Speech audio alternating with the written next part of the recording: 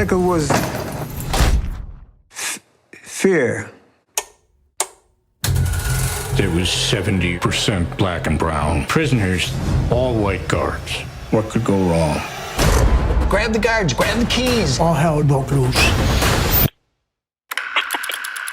Tell me this, are these primarily blacks?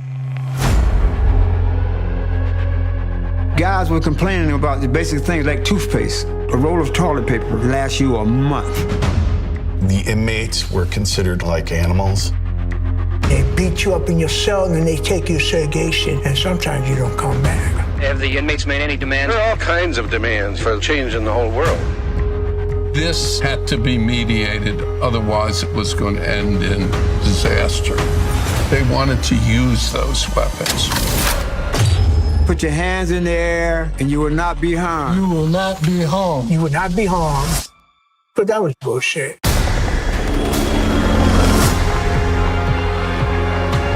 They want to kill us.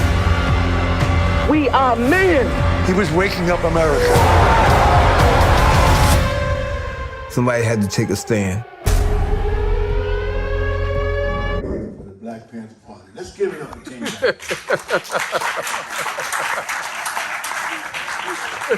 Where's Stanley? Okay.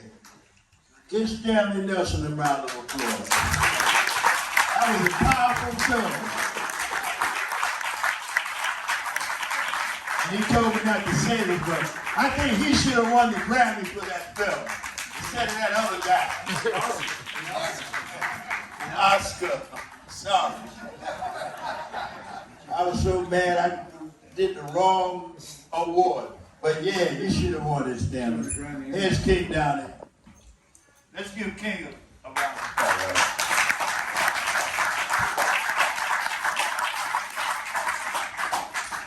I was afraid I'm doing double duty here. So first, all power to the people.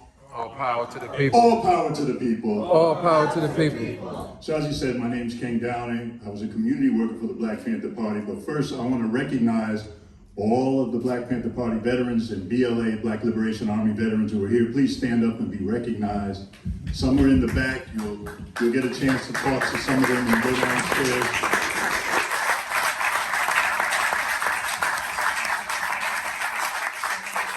Okay, all right.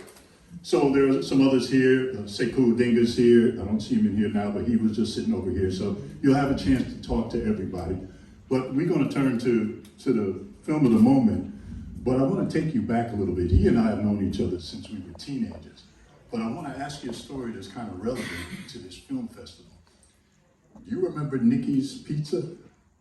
Yeah. Okay. Do you remember the boycott of Nikki's Pizza? Yeah. So here's the story. You remember Chip? McLean. I wasn't going to say his last name, but it's okay. So anyway, we were teenagers. Nikki's Pizzeria served a lot of us young black folks, and I guess to help his business, he hired a sister who worked as a waitress there. One day she came to me crying because she said she got in a disagreement with Nikki about her pay. And we didn't like to leave Nikki's when the time came to end, so he got a big German Shepherd that he kept in the kitchen.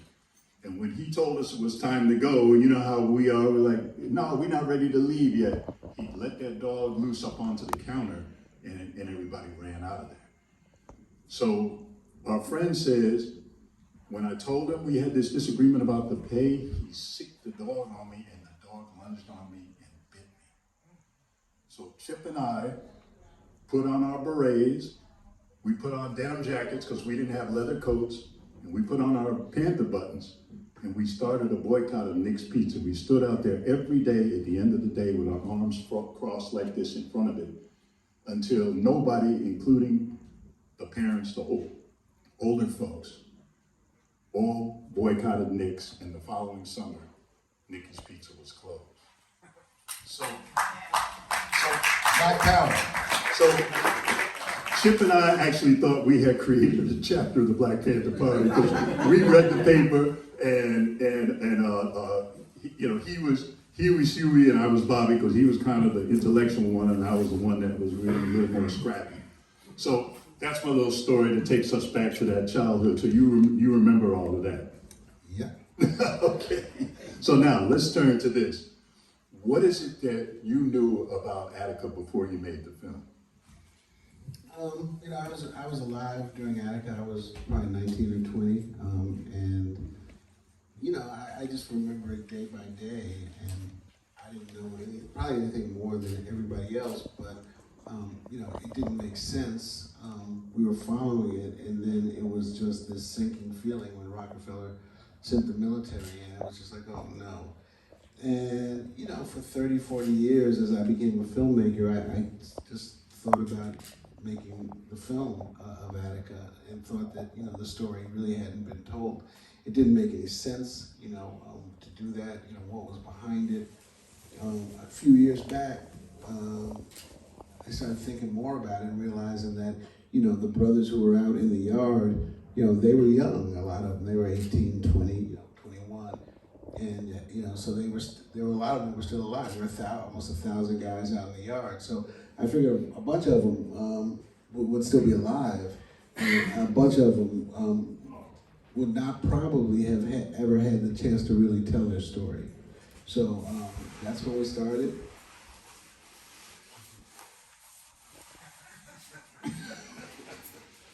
That's dedication, brother. Yeah. That is dedication.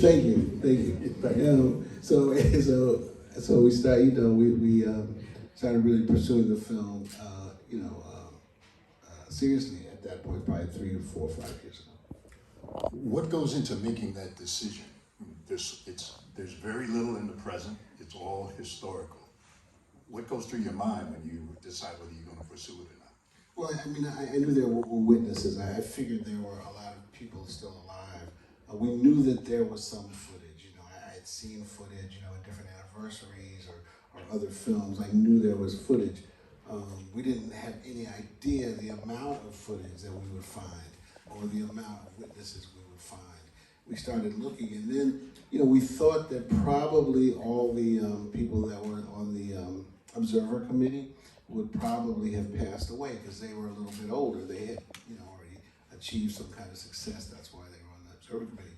But then, you know, we found them, and Clarence Jones, who ends the film, you know, by saying he'll never, ever forget. He lives in California, but he had to come to New York for something, and we had a breakfast with him, and we started talking, and he started telling stories, me and Tracy, and you know, we said, okay, will you be in the film? He said, yeah, sure, Stanley, I'll be in the film. And at that point, we knew. At that point, we were like, you know, okay, we can make a film. I mean, we had no idea that it would turn out to be what it turned out to be, but we knew that we had enough to really make a film. And then, so now once you green like that, you figure out how to tell the story. I mean, linearly, flashbacks. How did you make the decisions that you made? So we got a little money from this company called First Look, and we did what's called a teaser or a sizzle reel, and so it's like an 8-minute reel. We did like two days of interviews. We interviewed maybe 4 or 5 different people, found some footage. We didn't pay for it, you know. At this point, you could like just steal footage off YouTube and stuff like that because you're not going to broadcast it. So you know, and then we put together a 5 or 6 minute sizzle reel, and then we went out and started trying to sell it. So on the 6-minute sizzle reel, we talked to Netflix and Showtime and some others, and Showtime bought in. You know, they said, yeah, okay. And so even the sizzle reel kind of had that day-by-day structure. You know, day 1, day 2, day 3, day 4, day 5, and we just kind of kept to that. The biggest decision was when do we flash back and talk? We call it the flashback, where we talk about why they actually rebelled and what the town was like and that whole piece. And we found this great soundbite where you know, he's talking and he says, you know, we're here because of the mistreatment, blah blah blah, and then we kind of use that to go into the town. then we found this piece of footage where the guy is walking down the street in Attica, and he says, you know, there's college towns and there's factory towns. Attica is a prison town. And we're just like, you know, oh my God, let's go. And then actually, those home movies that we see of the people in Attica at their weddings and stuff like that, actually the people from Attica gave us their home movies to use. And so that's actually the town of Attica. I'm just going to ask a couple more questions, and we're going to turn it over to you all, because that, you know, that's how we do. We have that dialogue, so start thinking about what you want to ask.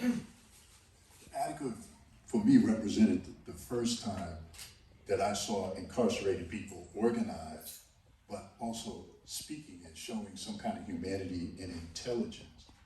And so, what was your reaction to the conversations that you were having with these folks all those years later? You know, as you see in the film, I mean, they're incredible, you know, and their personalities come through. You know, one's a guy, you know, who's very religious, and others, you know, he says, you know, I just wanted to fuck up some of the cops, you know. He's funny. You know, he talks about it getting drunk out in the yard, you know. Others, you know, and so their personality really comes through, but also, you know, their intelligence, you know, comes through, and you know, we it just kind of, it's never said in the film, you know. Nobody ever says, and those guys were really intelligent, you know, or they were really articulate, you know, as people say about black folks. I love my favorite is Obama, you know, President Obama. You know, he's really articulate. Yeah, like, yeah, he's the president of the United States. And a law professor. Yeah, what do you think? But anyway, you know, it was their personalities and who they are and their human beingness just comes through without us, you know, pointing to it.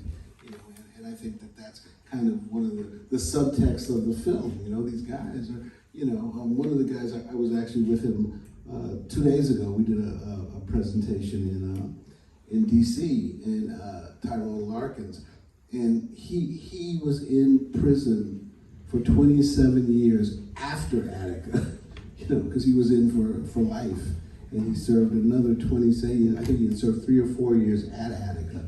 He served another 27 years. This will be my last question before I turn it over to you all. And then after that, if we can get the house lights on too, so we can have the conversation. Thank you.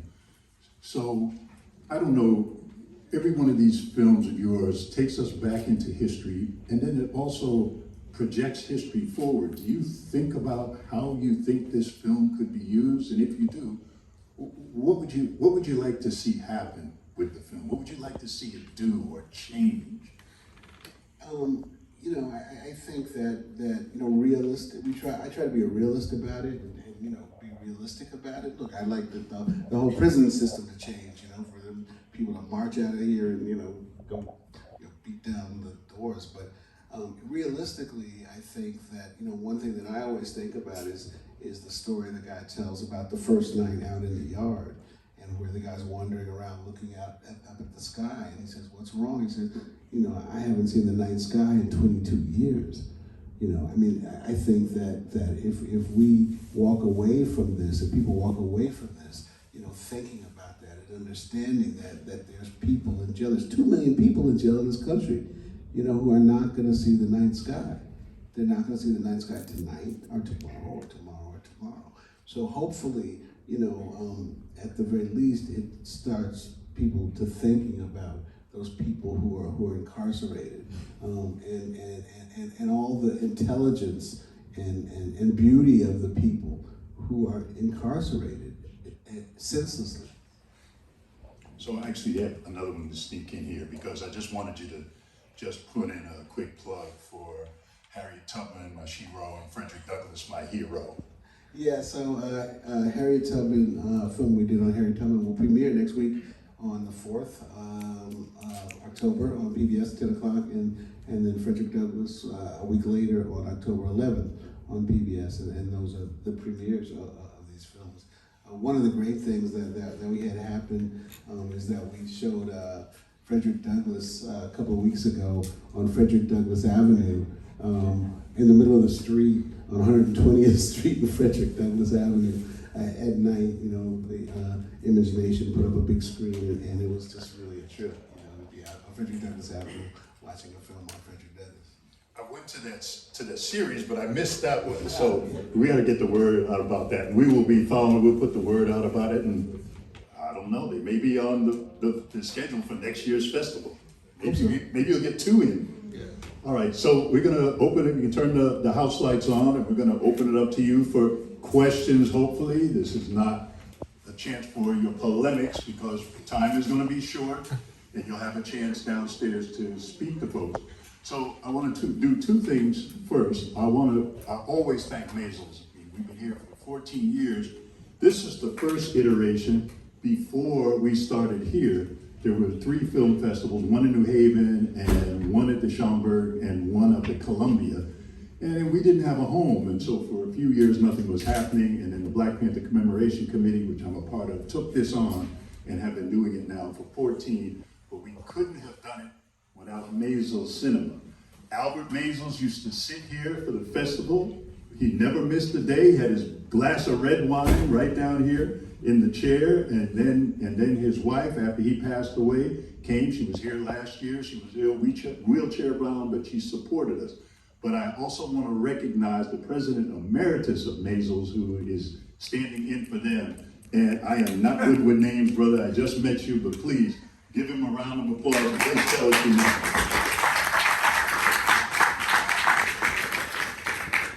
I just want to say that the Maisels Center for Documentary Film is committed to social justice, and there can't be a better example of a film series than the Black Panther film series. And I just want to thank you so much, Stanley Nelson, for participating and getting us off to the right start on the right footing. So, you know, bless you and thank you. Thank you. Name? Joe Wemple. Wemple.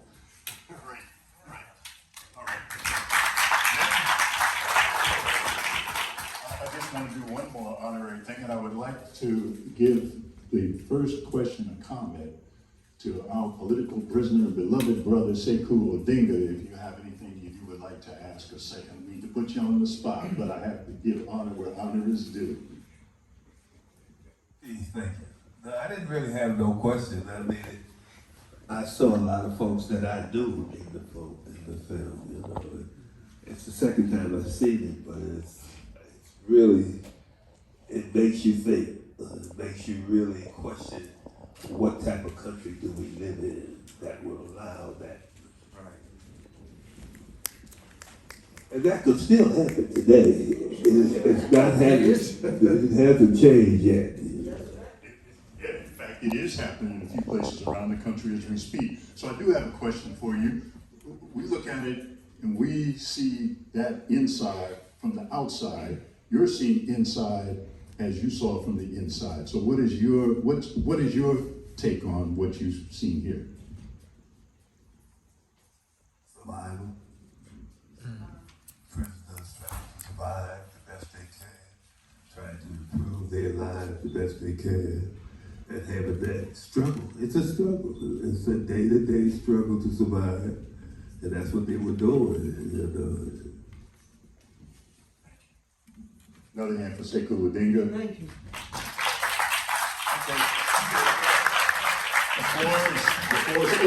And I also, anybody who can tell me the answer to this quote, no Black Panther Party Commemoration Committee members, no former Black Panther Party veterans, no BLA veterans, anyone else who can answer this, I have a prize for.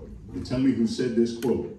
Each generation must, out of relative obscurity, determine its mission, fulfill it, or betray it. You don't have to answer now, let me know. And the reason why I bring it up is because we have some students here. And I told them I was going to put them on the spot because we love the students. The students from Bard College are here. That. Give them a hand. Give them a round of applause.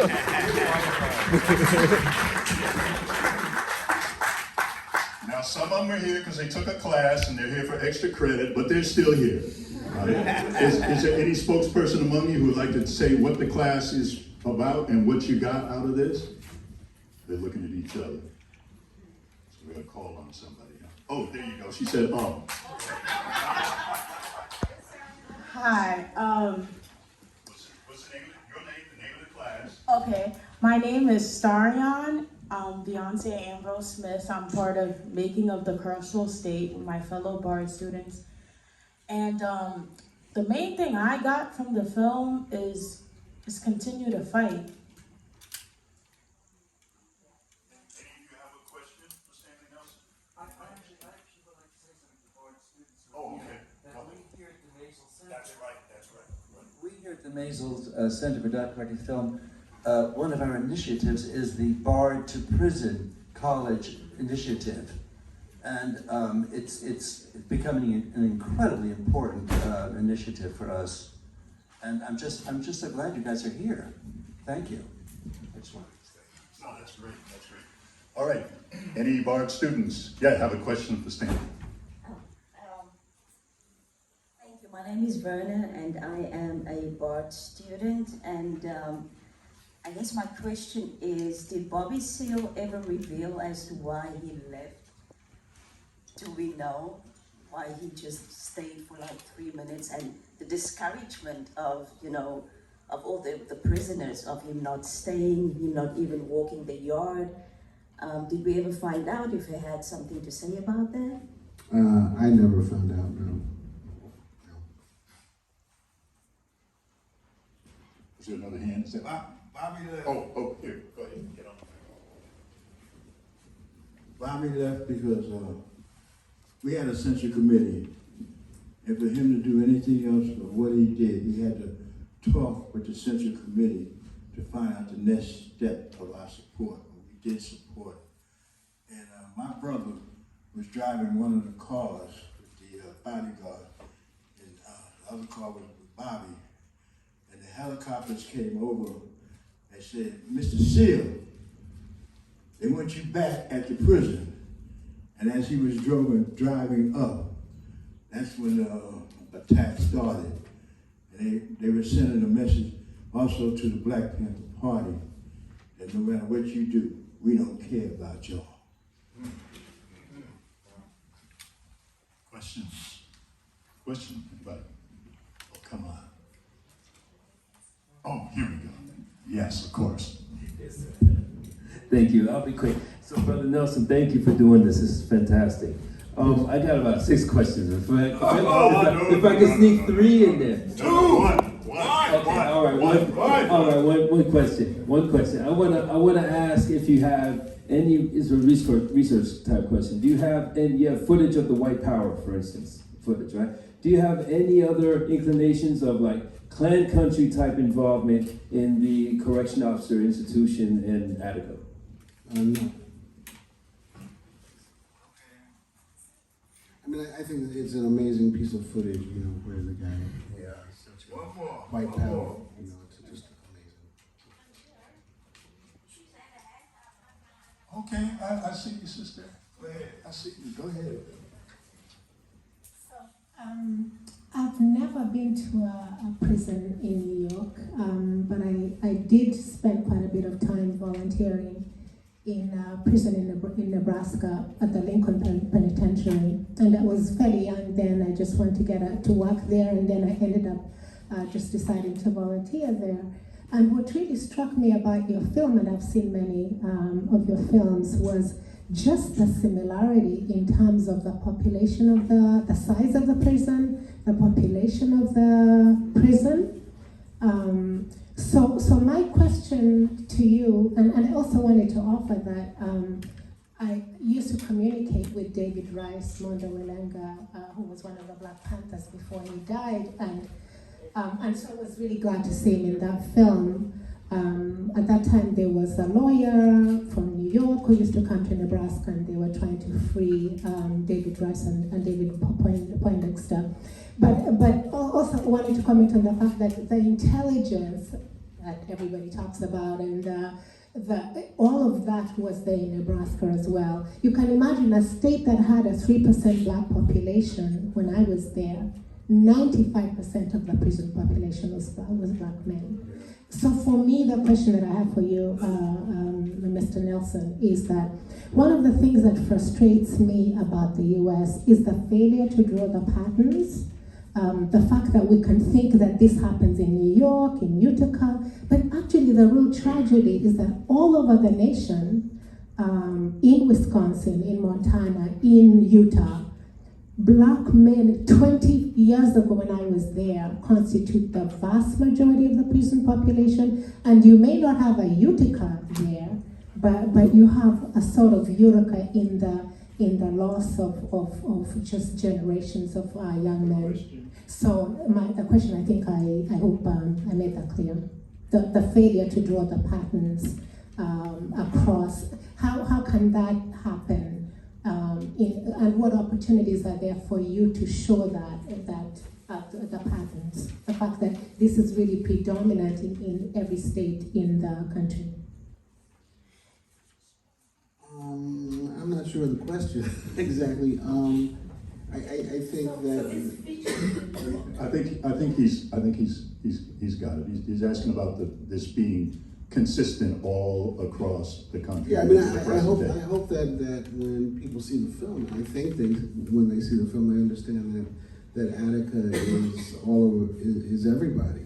Attica is everywhere. You know, it was the most deadly and the most documented, but that, you know, it's not.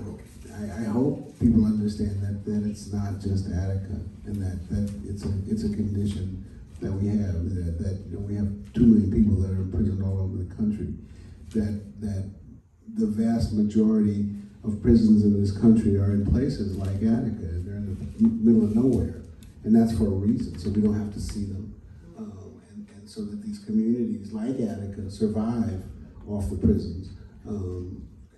It happens for a reason. So I hope that, you know, that we understand that you know, Attica is, as I say, Attica is all of us, and Attica is everywhere. I'm sorry, we have to, I'm sorry, we have to respect the fact that everybody, we're taking one more question, and then you'll be able to have conversation downstairs with members of the veterans of the party, BLA members. One last question for Stanley Nelson. Anybody here? Okay, here we go. Okay, kind of, that was a nice move there. Thank you for this film. I heard about Attica, but this was the first time I got to see something pretty in-depth about it.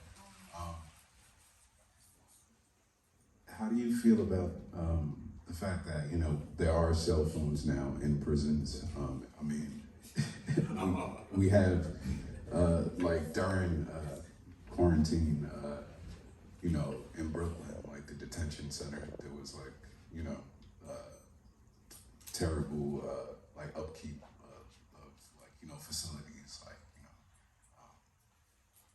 do you feel like, you know, now that, I mean, there are cell phones there, but there's not, you know, I'm sorry, I'm trying to make a question, but yeah, cool. This sister I ignored, so you can just ask your question quick, and he can answer both of them. So one was about cell phones. Hi, my name is Miracle Baker. I'm a recent graduate of the New School of my master's in film. My question was, it took you over 4 years to create this film. What, like stylistically, as far as the interviews, how many interviews did you take over that time, and what was your decision process on picking the clips that you picked and the people that you decided to schedule the interviews for? I am so glad that Sept smacked me in the back, because you got a question about the film aesthetic, and I'm glad we're ending on that one. Everybody that we interviewed except one person is in the film, so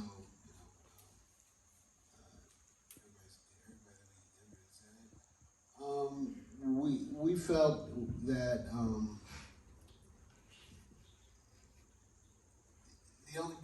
the only group of people that we had, you know, a surplus of were the former prisoners, you know, because there are 1,000 people in the yard. But so we tried to find as many of them as possible. But once we had, you know, kind of a core group and they were great, we didn't need to talk to, you know, 900 other people. You know, for the reporters, we were just amazed that John Johnson was still alive. For anybody, you know, everybody here that is pretty much too young to remember John Johnson, but he was the shit. You know, John Johnson, you know, like he was like the first guy, you know, that was like John Johnson with the news. You know, that he was alive and would talk to us, and you know, I think he was a little sketchy. You know, Tracy was talking to him and she said, well, you know, it's always a thing where you know, finally it's like, okay, you know, we don't let anybody tell anybody else no. So nobody, you know, Tracy or the associate producer, if they call people up and people say, oh, I don't want to do this, then they say, you know, you have to speak to Stanley. And so then I called John Johnson, and I was like, you know, serious. I mean, I wasn't even playing. I was like, John Johnson, I got you on the phone. I mean, I remember you. I mean, because he was the thing, you know. And when I talked to him, he said, oh yeah, okay, of course I'll do it. So, you know, he was great. And then the footage, you know, one of the things we used every single piece of footage that we had inside the yard. You know, to build that, you know, and for film people, they were still shooting on 16mm film. So that's why it looks like that. You know, it looks like an active feature film because they weren't shooting on tape, they were shooting on 16mm film. And so we went back to ABC, NBC, CBS, basically those were their networks back then, and had them find the 16mm if they could, and then retransfer it for us. So it's perfectly clean and it's just beautiful.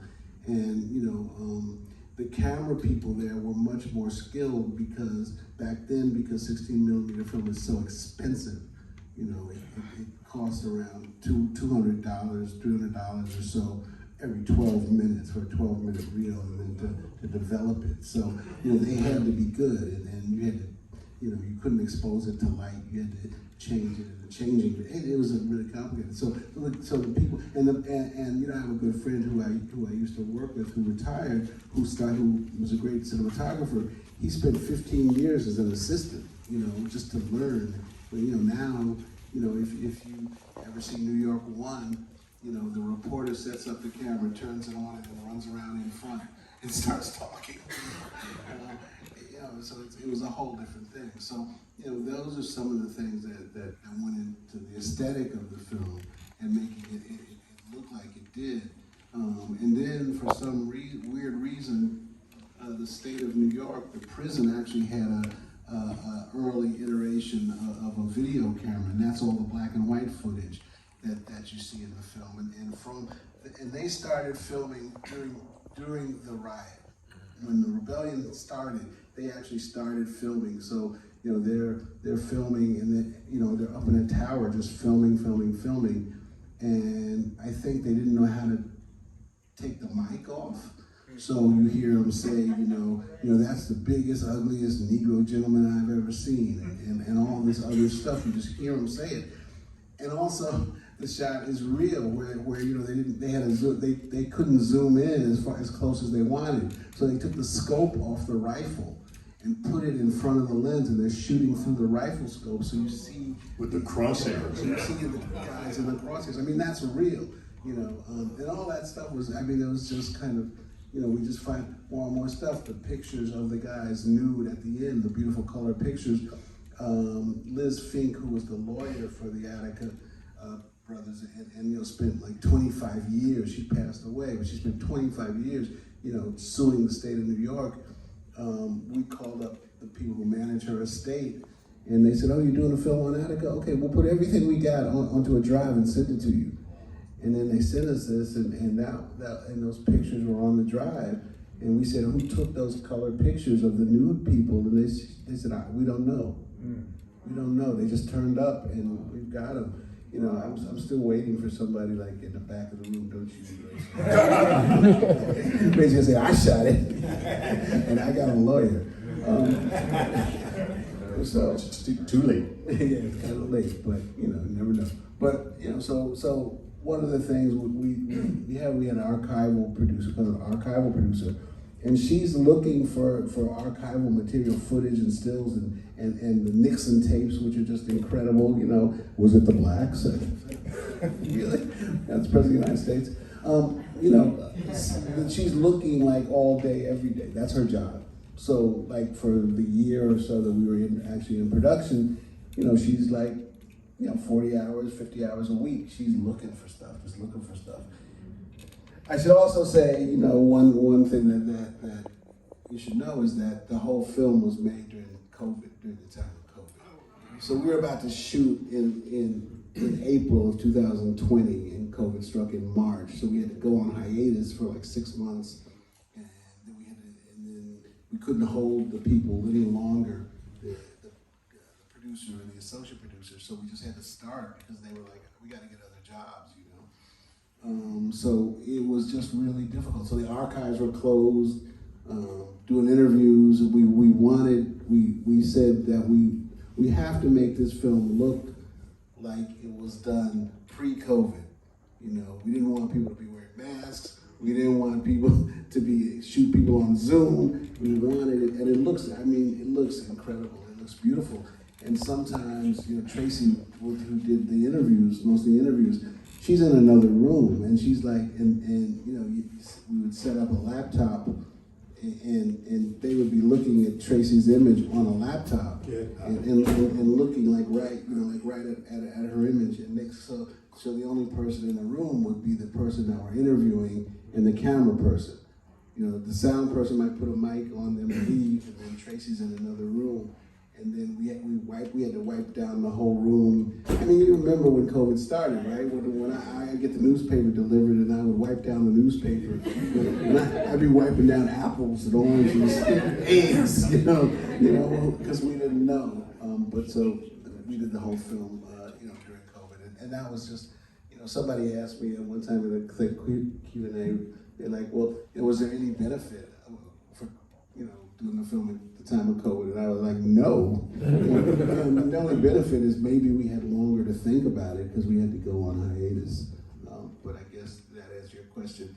And to answer the cell phone question, I'm not sure what the answer is. I mean, you know, we all kind of see what happening in the prisons at Rikers. You know, Rikers are, you know, I think it was in the paper today or yesterday. Every day. Yeah, every day there's something new. It's just, you know, it's horrible.